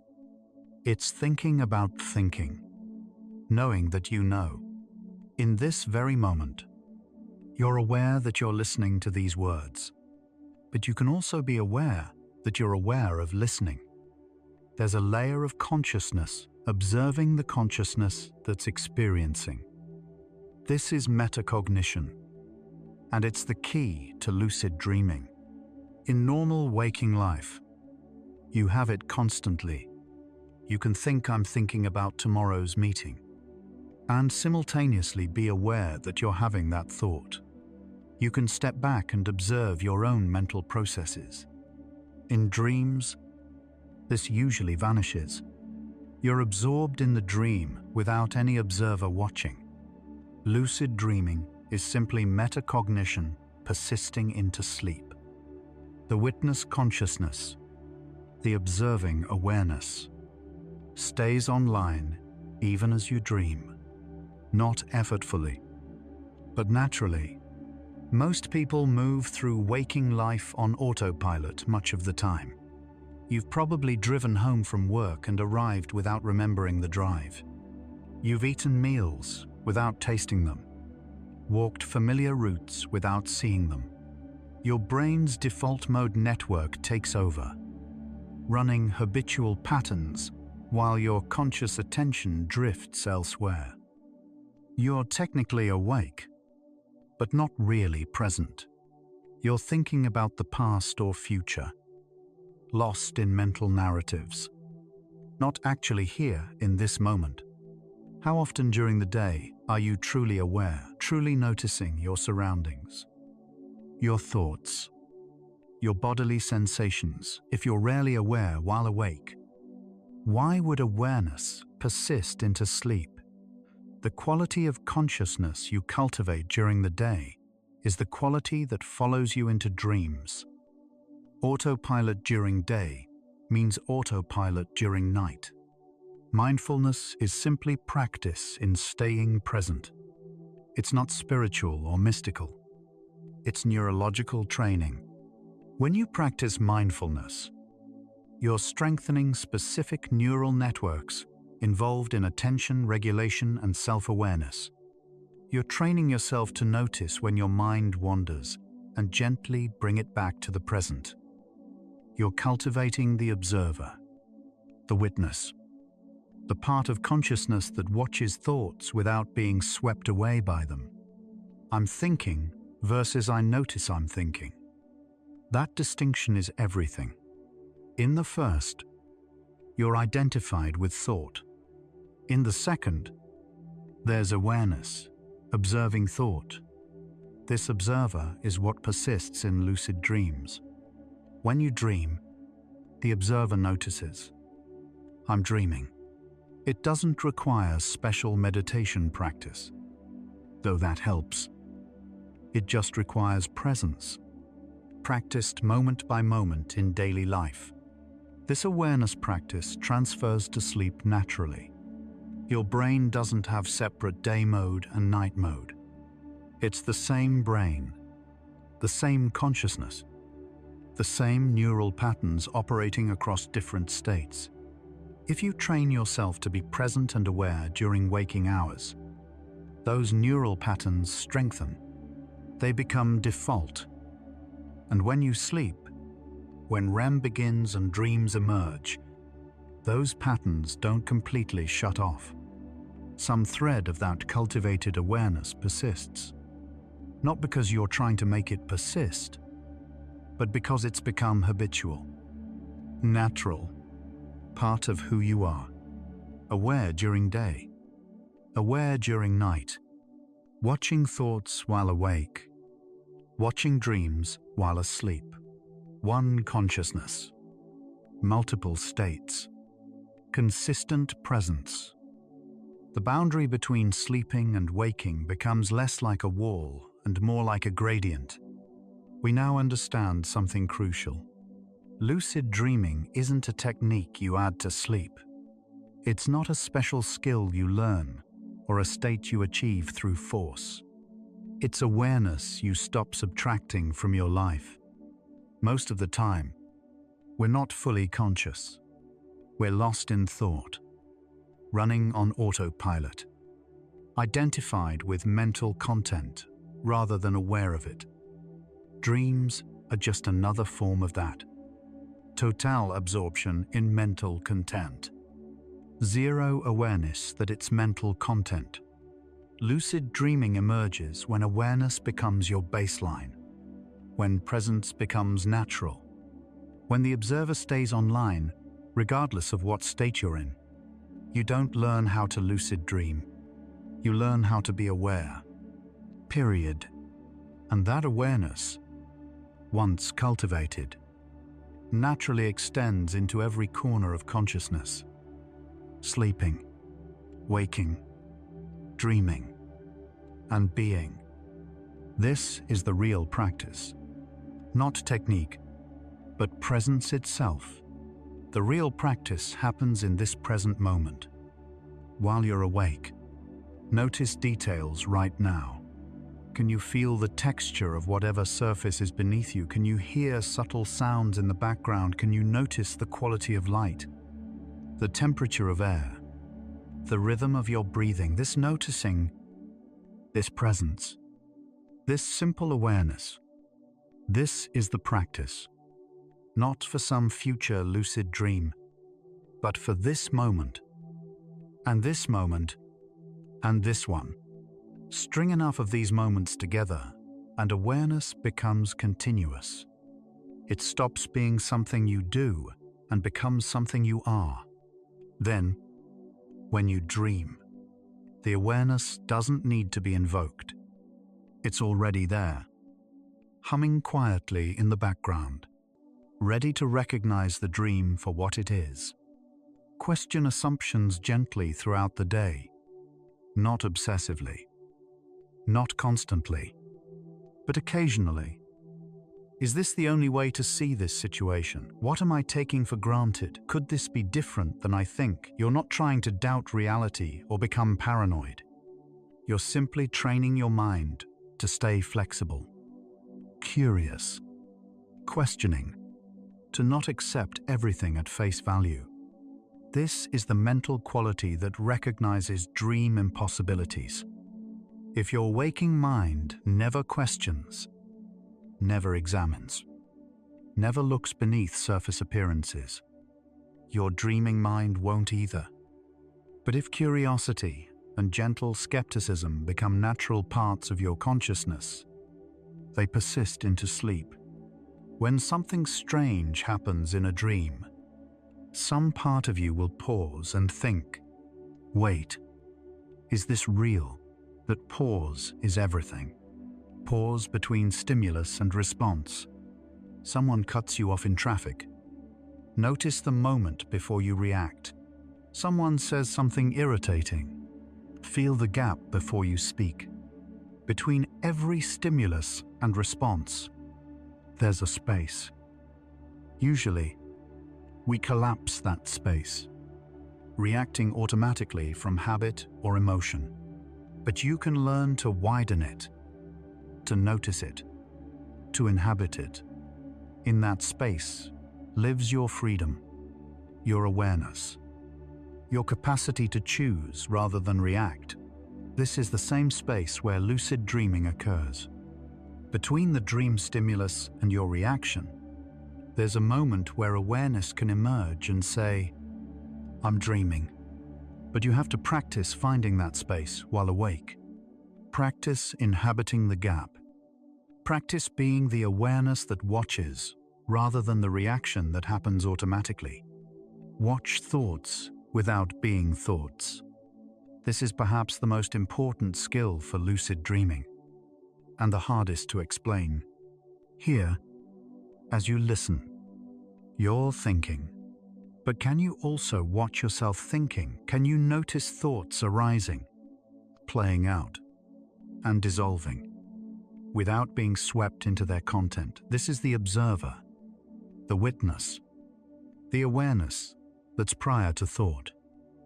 Most of the time, we're identified with our thoughts. We think we are our thoughts. I'm worried instead of I notice worried thoughts. In dreams, this identification is total. You are the dream character. swept along by the dream story. Lucid dreaming happens when you step back into the observer. I'm watching a dream. Same consciousness. Different relationship to content.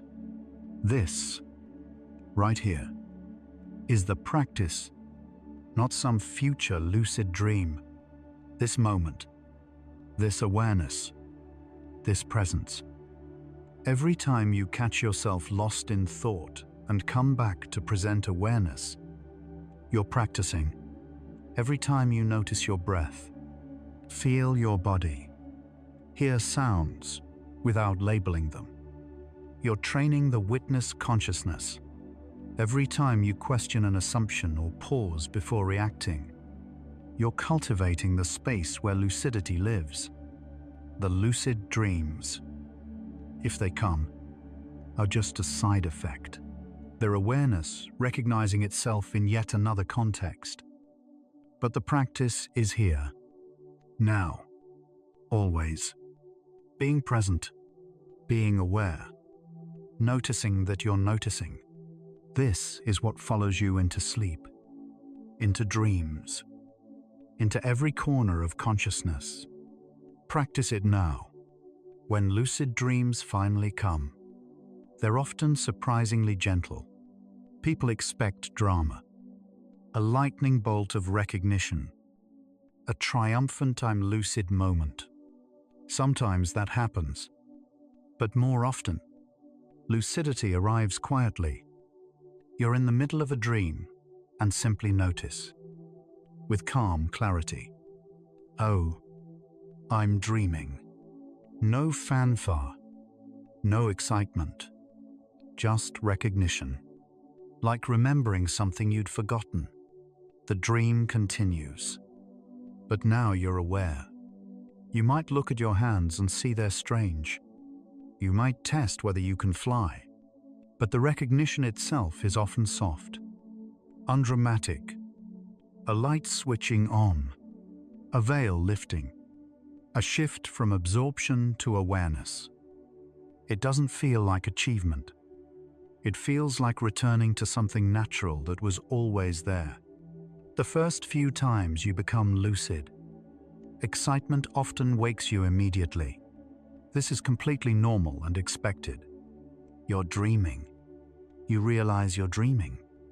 And the sudden rush of recognition floods your system with activation.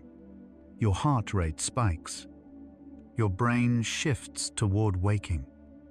And within seconds, the dream collapses and you're awake in bed. It's frustrating, but it's part of the learning process.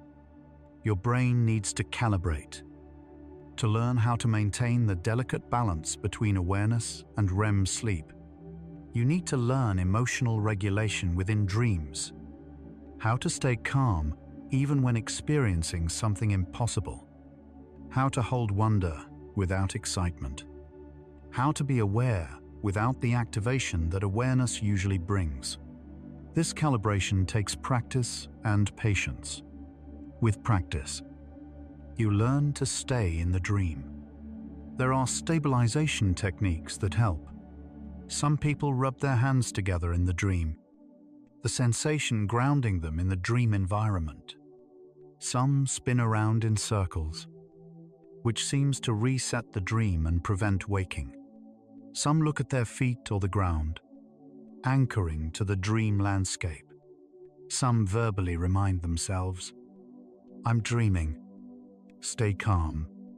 Stay in the dream. These techniques engage your dream senses, keep you oriented in the dream world rather than pulled back toward waking. But the underlying skill is emotional. Staying calm in wonder, maintaining presence without grasping, being lucid without the excitement or analytical thinking that pushes you toward waking. It's a balance, a dance, a skill that develops gradually with experience. But here's the secret most people don't tell you. The profound part of lucid dreaming isn't controlling the dream or doing impossible things. It's simply being aware. Many people chase lucid dreams because they want to fly. or visit exotic places, or meet famous people, or have adventures impossible in waking life. And yes, you can do those things. But people who've been lucid dreaming for years often report that after the novelty wears off, what remains meaningful is something simpler: the experience of consciousness observing itself. The mystery of being aware within a mental construct your own brain is generating. The strange loop of dreamer and dream recognizing each other. The questions it raises about consciousness, reality, and self. Witnessing itself becomes enough. Lucid dreaming teaches us something that extends far beyond dreams. It reveals that consciousness itself is the miracle, not what consciousness experiences or does. You can fly in dreams, or you can walk. You can change the scenery or accept it as it is. You can control everything or control nothing. These variations miss the point. The extraordinary thing is simply being aware, awake within sleep, conscious within unconsciousness. A point of light persisting in the darkness. That awareness, that witnessing presence, is what you actually are. Not your thoughts, not your dreams, not your experiences, but the awareness in which all of those arise. Lucid dreaming points you back to this. And once you see it in dreams, you start seeing it everywhere, including in waking life. Which state is the real one? Which self is you? The questions deepen even as some answers emerge. You might be feeling tired now. That's perfectly natural and good. Breathe slowly. Feel the cycles. Your breath cycles in and out. In and out. An eternal rhythm.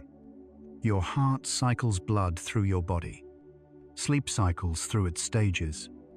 The moon cycles through its phases. Earth cycles around the sun. Everything is circles. Everything is cycles. Everything returns. Like your breath. Inhale. Exhale. Inhale. Exhale. A small cycle within the vast universe of cycles. You are part of that eternal movement. That flow that never stops. You don't need to hold on to anything. You don't need to make anything happen.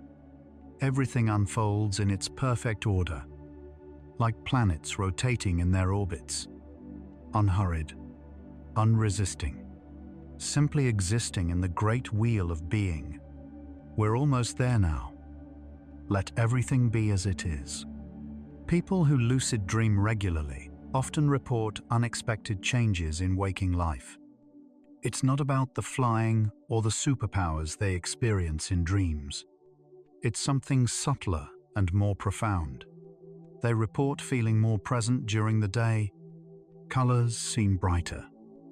Experiences richer. Moments more vivid. It's as if practicing awareness in the extreme environment of dreams, where everything is unstable and shifting, strengthens awareness in the relatively stable environment of waking life.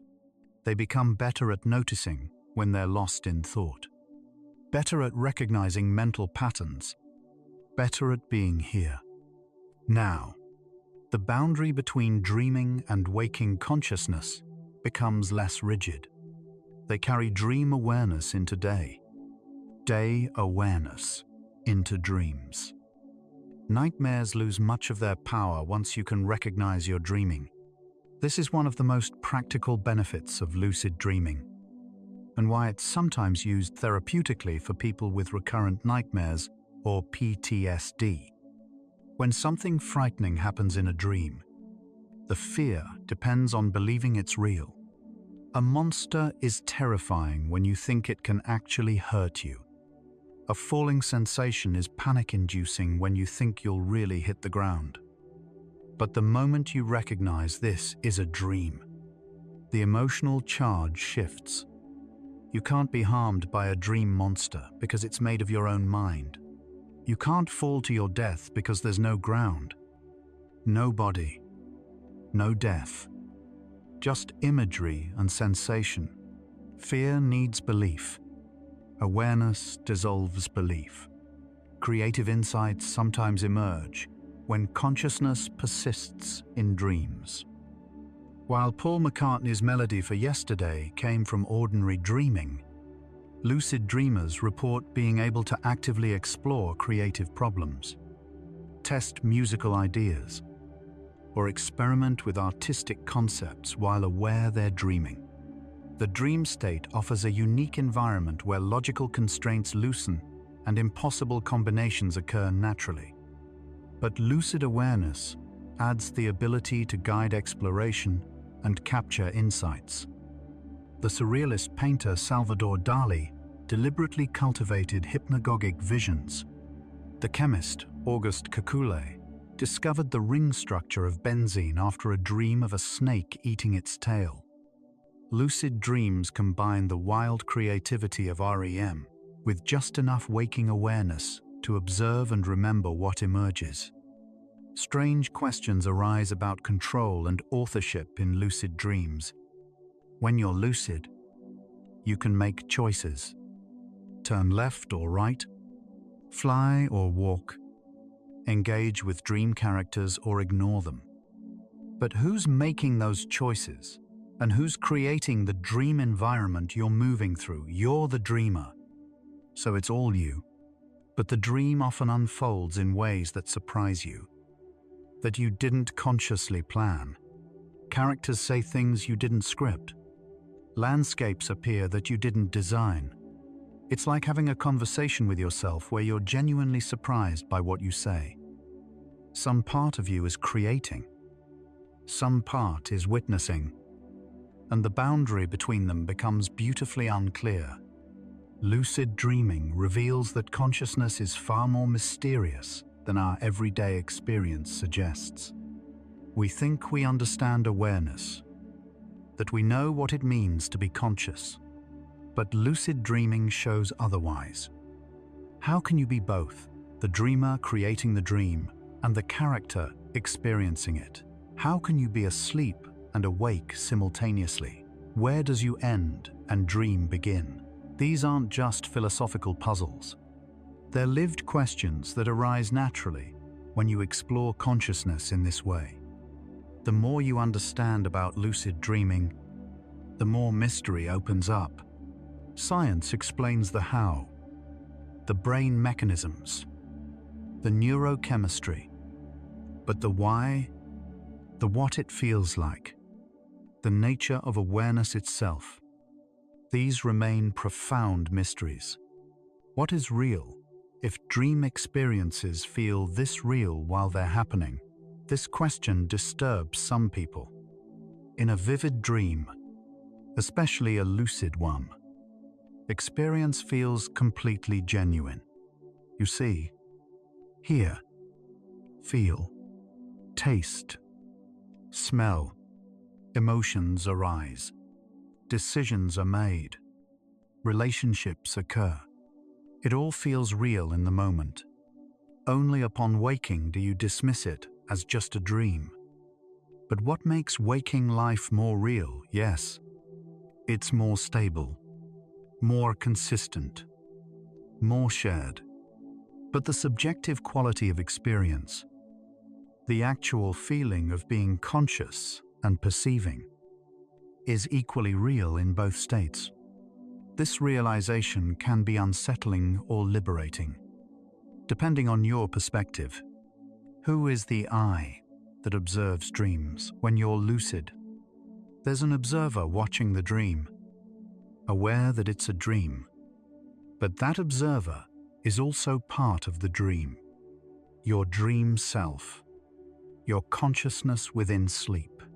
Yet it feels separate from the dream content, watching it rather than being swept along by it.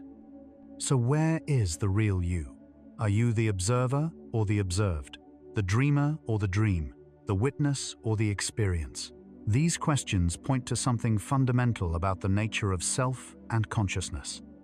The eye that observes turns out to be harder to locate than we assume. It's everywhere and nowhere. Observer and observed. Dreamer and dream.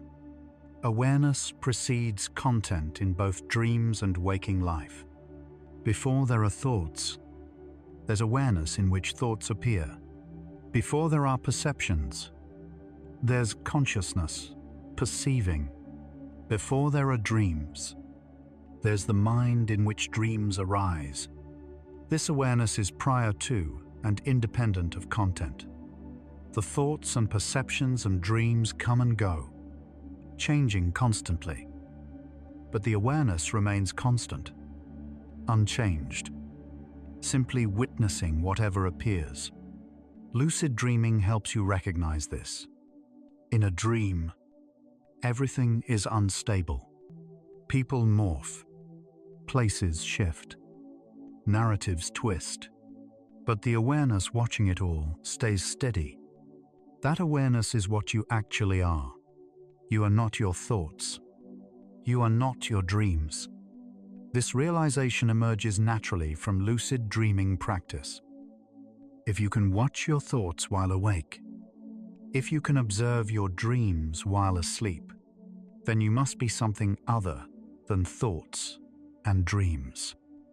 You're the awareness in which they appear. Thoughts arise in you, but you are not thoughts. Dreams occur within you, but you are not dreams. Even your sense of self, your identity, your memories, these are content appearing in awareness. The actual you is the awareness itself, the witnessing presence, the consciousness that's always here, regardless of what appears or disappears within it.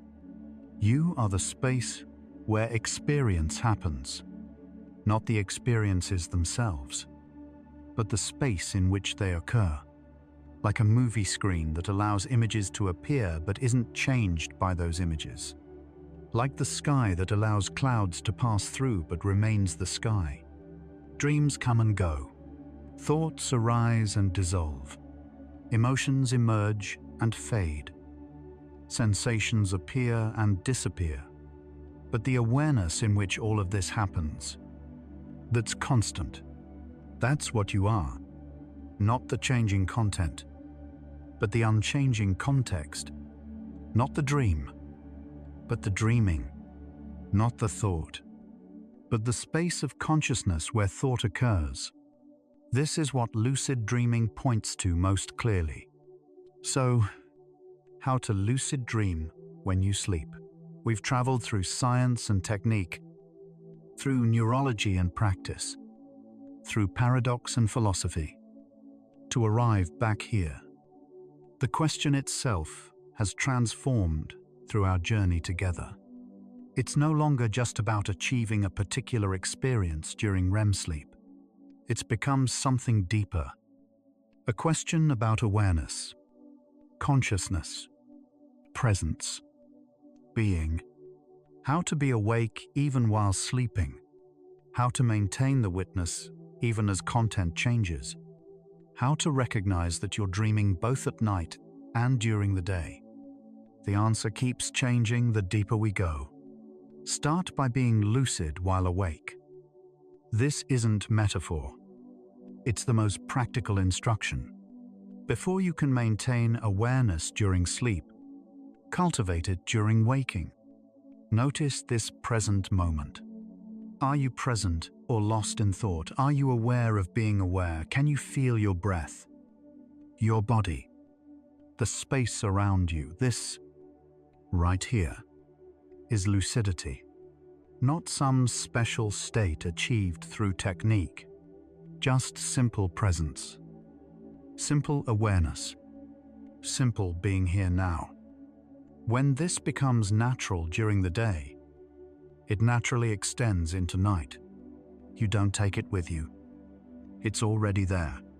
You just stop abandoning it when you close your eyes. Every moment is practice. Washing dishes, Can you feel the warm water, the slippery soap, walking? Can you feel your feet touching the ground with each step? Listening to someone, can you actually hear their words instead of planning your response? These mundane moments are the real practice ground. If you're only present during formal meditation or bedtime reality checks, awareness won't become continuous.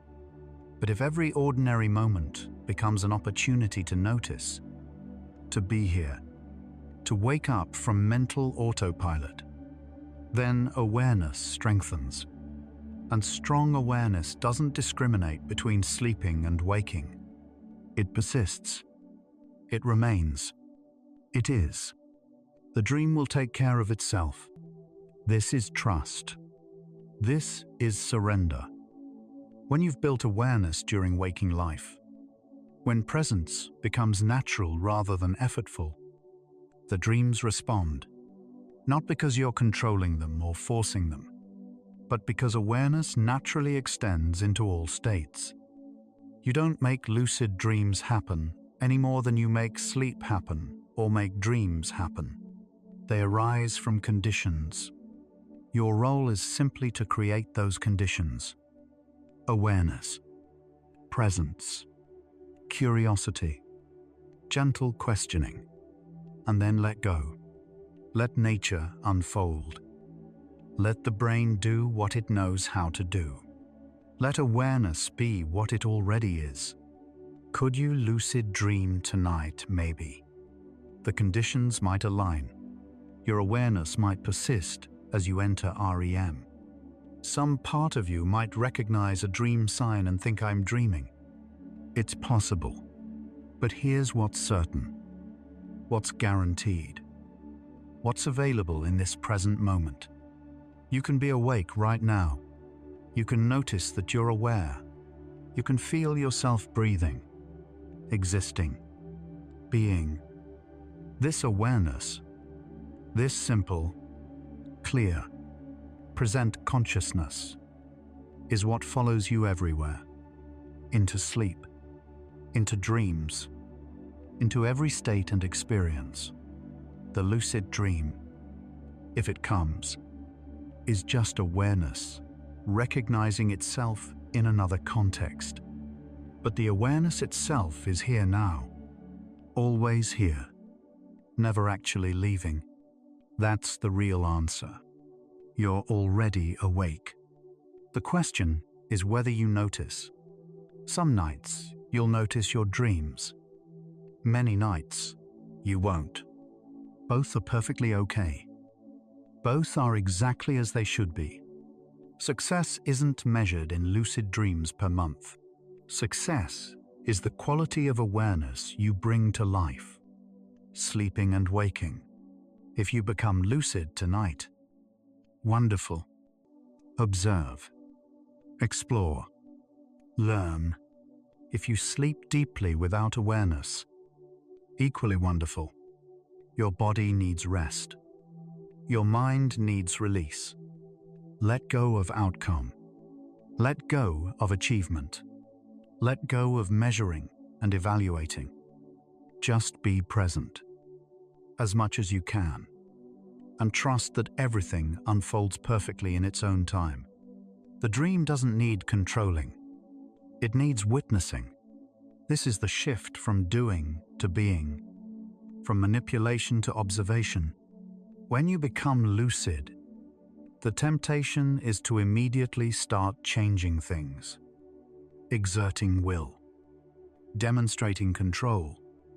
But what if you just watch? What if you let the dream unfold and simply observe it with awareness, like watching clouds drift across the sky? You don't need to grab them or reshape them.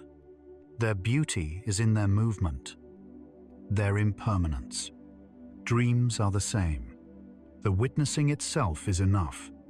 The awareness, the presence, the simple recognition. This is happening, and I'm aware of it. Sleep is not escape. It's discovery. Every night, you journey into inner space, into the vast territory of your own mind.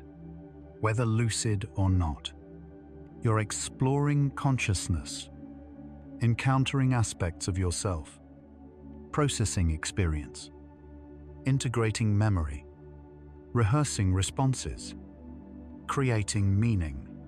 Dreams are your mind talking to itself, showing itself to itself, playing with possibility and impossibility.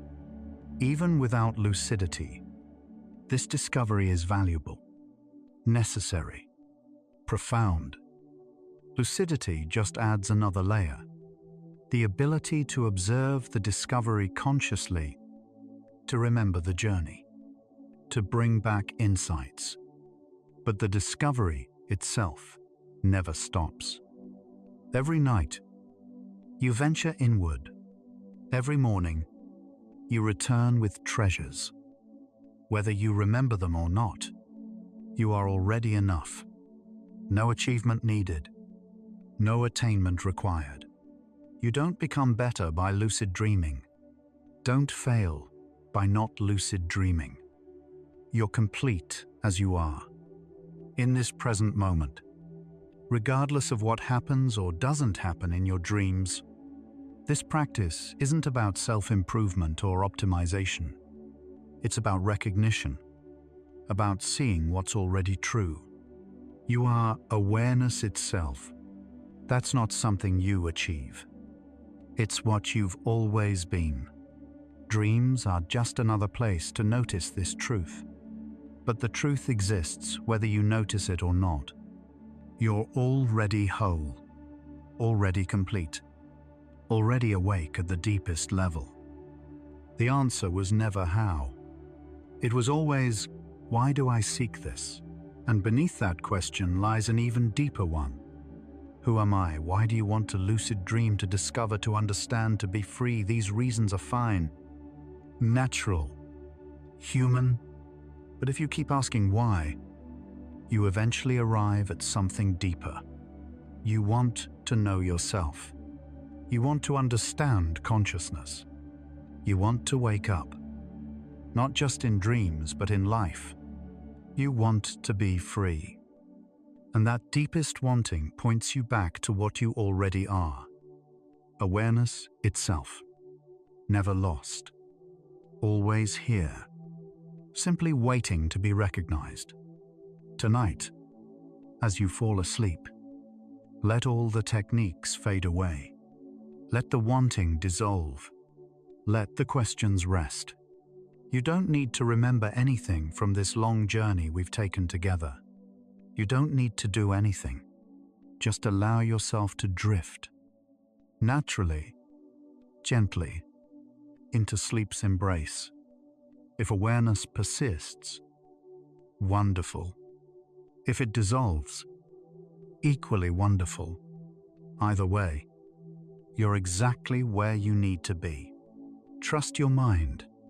Trust your dreams. Trust the process that's carried you through thousands of nights before this one. Rest in not knowing. Rest in being. Just rest. Your dreams will come tonight, as they always do. Unbidden. Mysterious. Yours and not yours simultaneously. They'll arrive in the quiet hours, painting worlds across the canvas of your sleeping mind. Perhaps awareness will flicker in the darkness. Perhaps you'll recognize a dream sign and think, I'm dreaming. Perhaps clarity will dawn in the middle of impossibility. Or perhaps you'll sleep deeply, completely absorbed in dream narratives. Consciousness fully surrendered to sleep's healing depths. Both are gifts. Both are perfect. Both are exactly what needs to happen tonight. Either way, you're exactly where you need to be. There is no wrong way to sleep, no wrong way to dream. Your brain knows what it needs, knows how to heal, knows how to process, knows how to rest. Trust it. Trust yourself. Trust this ancient process that predates language and thought. You've been dreaming since before you were born. Your mind knows how to navigate these waters. You don't need to guide it, control it, or improve it. You can simply let it be. Let it do what it does. Let yourself rest. Every night offers a new chance, not to succeed or fail, but to simply be, to notice or not notice, to recognize or not recognize. The door between waking and dreaming never closes. It's always there, always available. Some nights you'll see it clearly. Other nights it will remain invisible. And that's okay. That's the rhythm of consciousness. The ebb and flow of awareness. Don't chase it. Don't force it. Just know the door is there.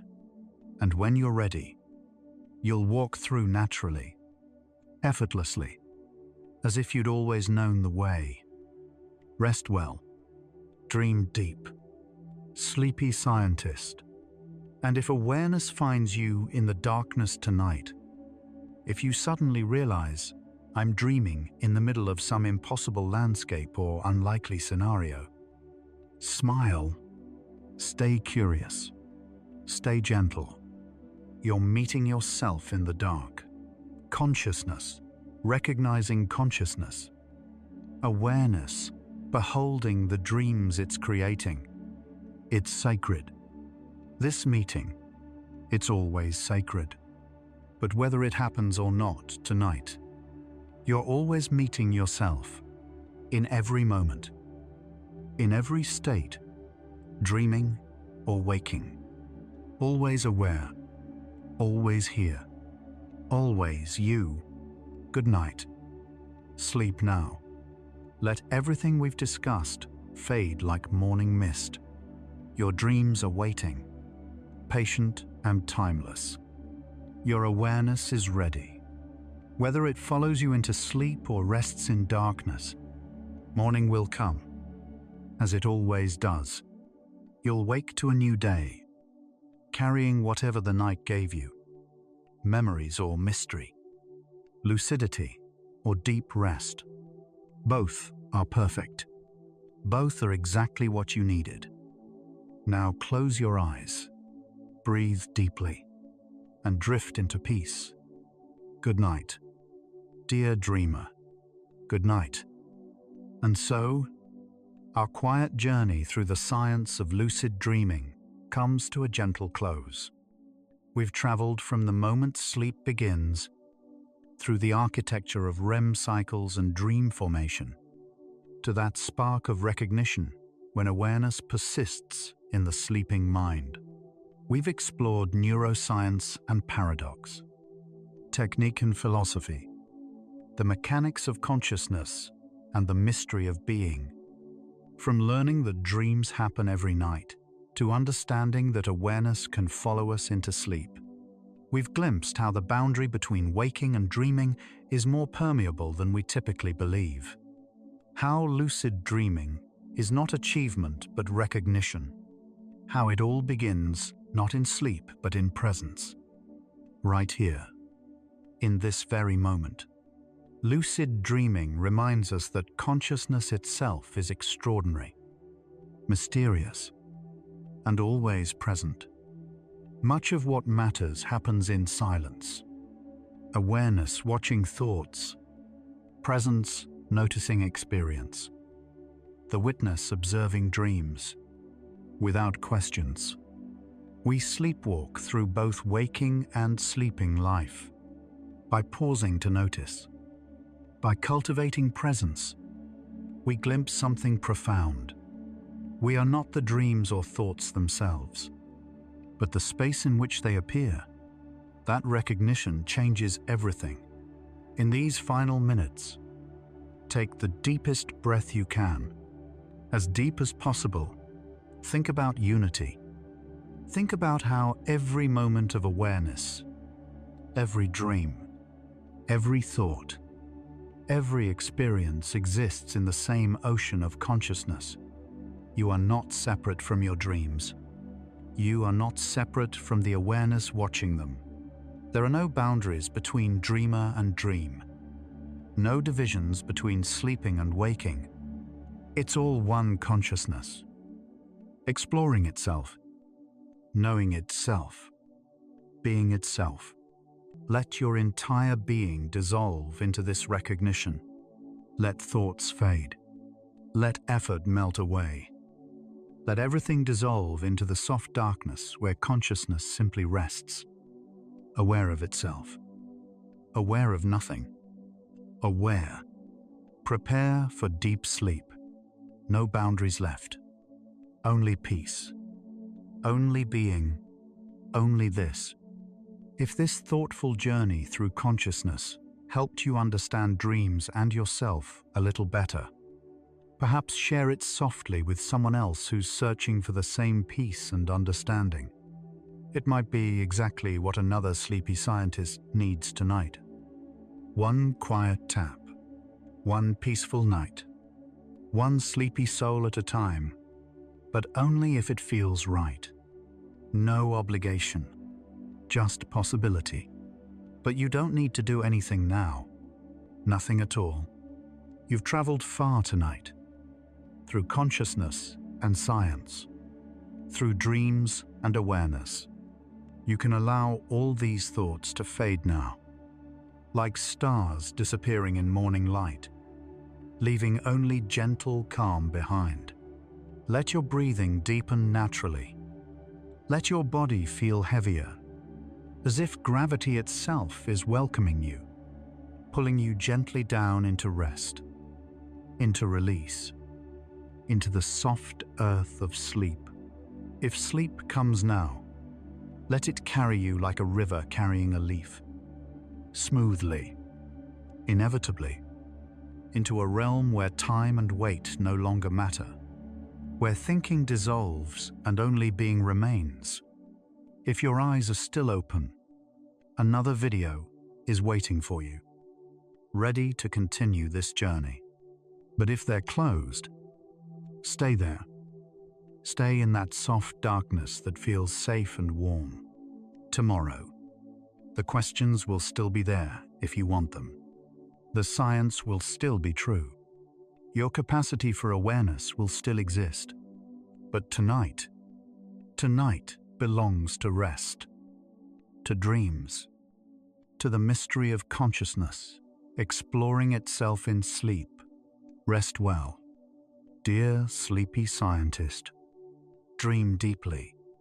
And remember, whether you lucid dream tonight or sleep in blissful unconsciousness, you are exactly where you need to be. The awareness is always there, even when you're not noticing it. And that's the ultimate paradox, the final truth. You are awareness itself, never lost, never absent, always here. Fall asleep to gentle facts, where science meets sleep. Dream deeper with bedtime science. Relax, listen, and drift into sleep. Good night.